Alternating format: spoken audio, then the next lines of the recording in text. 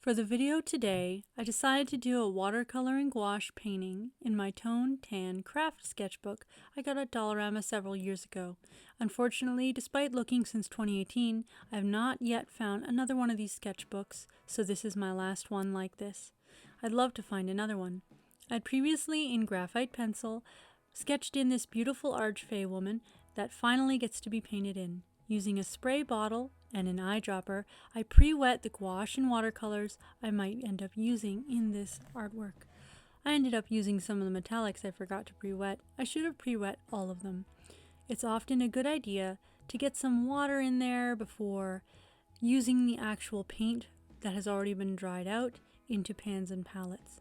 I also use a variety of different containers, mostly purchased at the dollar store, for paint paletting.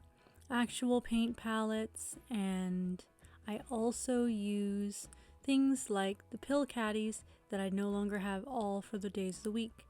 I'm pre-wetting the surface here using a makeup brush. Makeup brushes you can also get at the dollar store are actually quite excellent to try with watercolor and gouache to see if you like them. I've been finding them really fun to add to my brush collection and to use for such paintings. I've also been pre-mixing different colors of gouache and watercolor to use later as convenience mixes. I then mix up custom colors in the palette itself using some of these other colors as a base. It's extremely helpful to do this.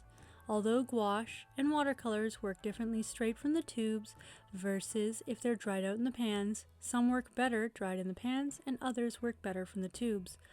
Gouache usually works better from the tubes or mixed fresh without drying out, but true gouache can be reactivated after it's fully dried, unlike acrylic gouache, which is really just a gouache-like acrylic.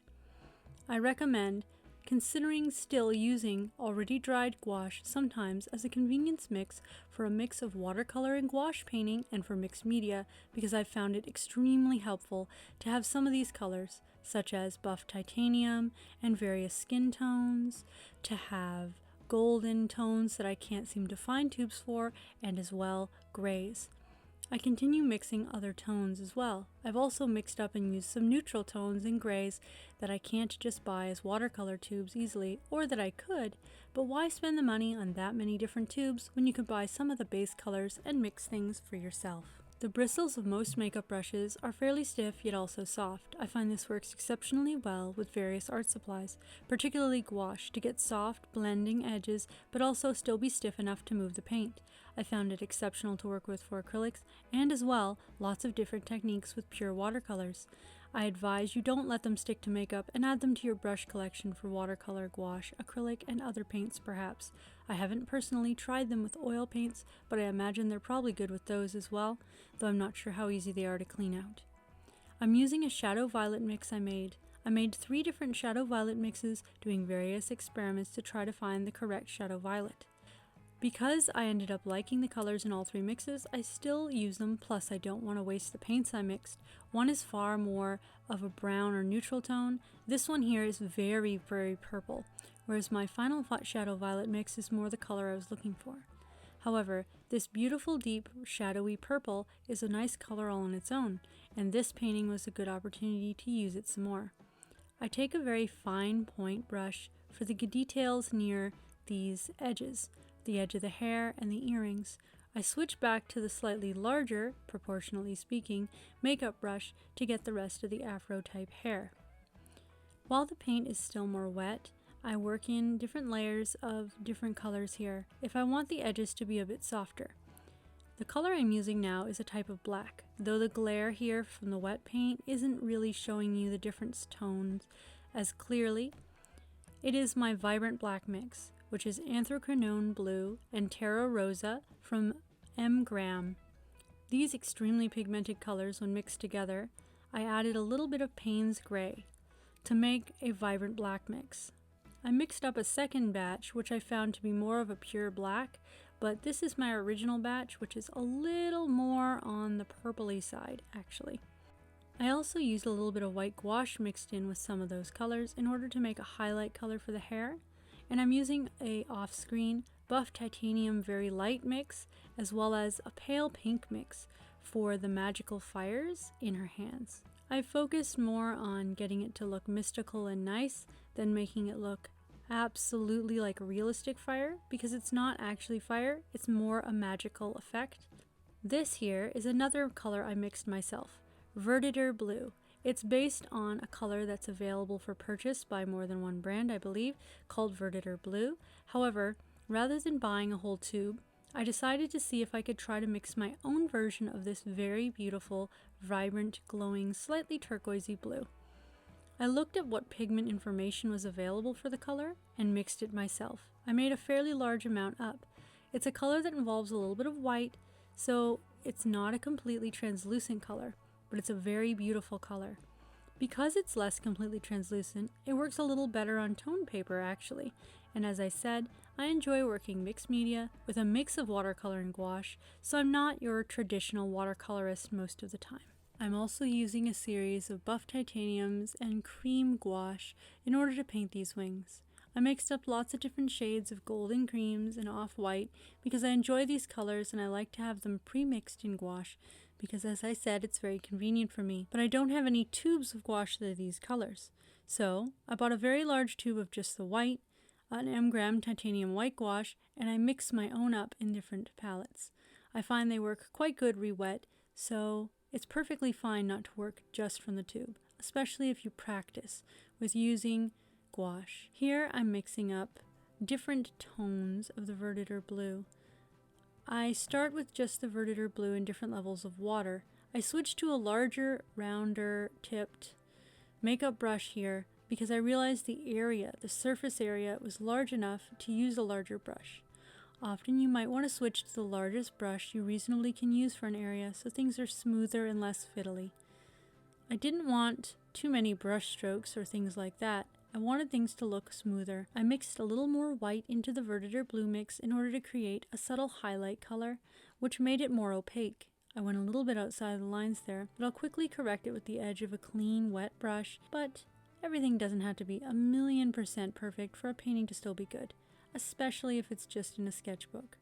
Sometimes it's better to relax and enjoy painting something than to try to get everything absolutely perfect. I do my best here to add slightly darker Verditer Blue edges in order to get a couple details on the sleeves, and I mixed up a violet sort of tone into the cream gouache I used for the underside of the wings for the top side of the other wing on the far side, implying that the backs of her wings are actually a purple gray and the undersides are more of a bright golden cream tone. I mixed up a shadowy color using the Verditer Blue as a base. In order to keep color cohesion, I advise you using certain amounts of mother colors or using some of the same base colors mixed in with other colors so that the color palette doesn't get too wild. Using a toned background like the tan sketchbook, it'll force all the colors to have a commonality, which makes it very pleasing to the eye and look like everything is united in the same lighting and scene.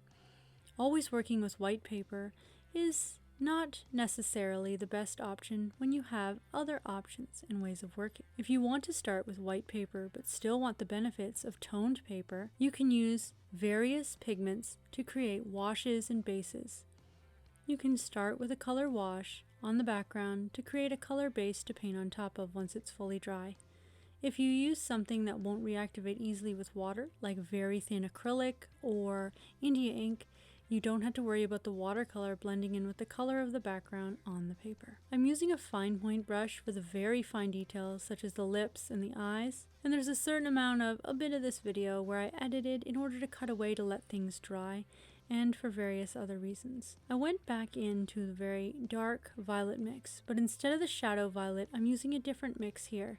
This is my mineral violet mix, also called Rose of Ultramarine, because I very much mixed up the two different pigments that comprise Rose of Ultramarine, a French ultramarine by Sennelier, quinacridone rose by Van Gogh. I would like to get a higher quality quin rose eventually, but I mixed them a lot. It ended up making a purple that doesn't separate back out. If you, however, use French ultramarine and quinacridone rose to create a mix from the palette, not by pre-mixing it, the colors will separate and create more division between the colors. I very much like this mineral violet mix I created because it's a beautiful amethyst-like gemstone tone purple. Or at least, oddly to me, the way I feel about amethyst, if not the reality. But sometimes the magic of how one feels is more important necessarily than the reality, especially with art and inspiration. I'm making sure to do some edging and highlighting here with very pale titanium buff, a very slight off-white gouache, and then I go back in with darker tones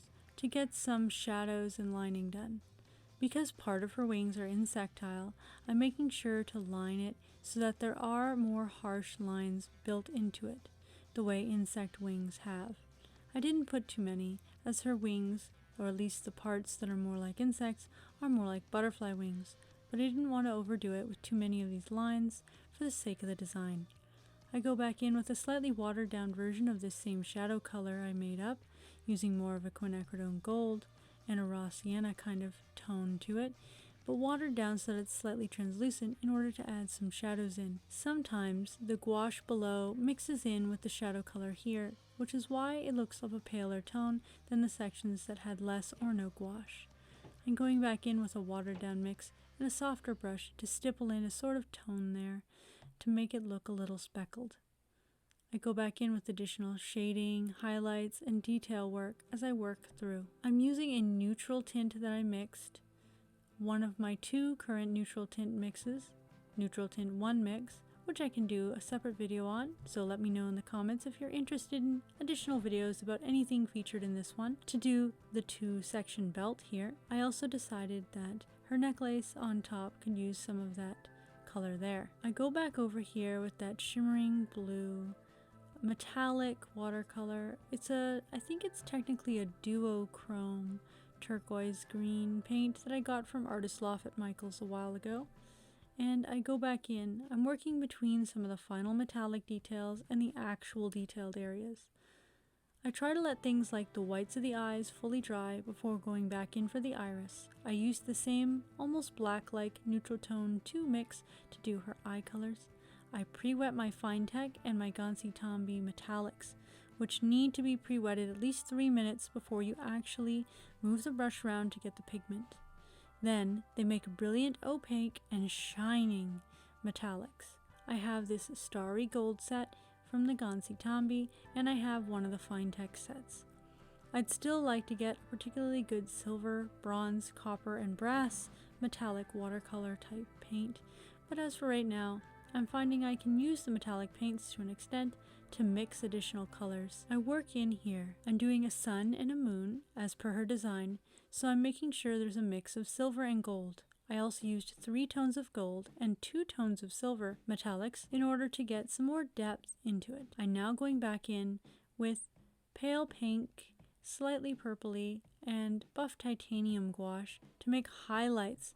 There should be some reflected light after all from the magical fires she's holding, so I'm making sure to do that. I'm also going in with very dark purpley tones and neutral tint to get additional shadows.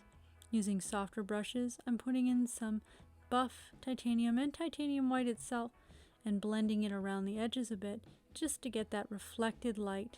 I'm brightening it up because I feel like that light source would cast a bit more obvious light on things. And now I'm calling it done.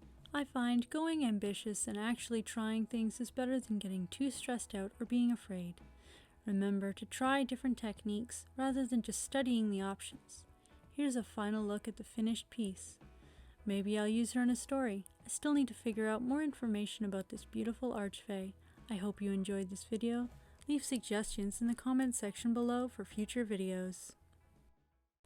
Once again, that's all for this video. If you like my videos, please remember to like, subscribe, and turn on that notification bell to all notifications so you will know when a new video comes up.